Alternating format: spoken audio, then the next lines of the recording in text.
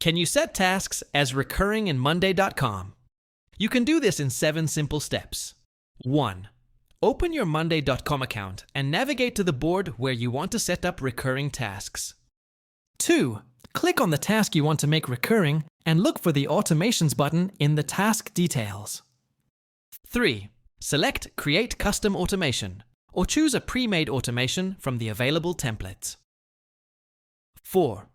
Set the trigger condition as when a date arrives and choose the frequency, such as daily, weekly, or monthly. 5.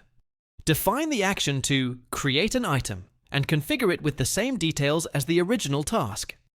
6. Save the automation, test it by adjusting the date, and confirm the recurring task appears as scheduled.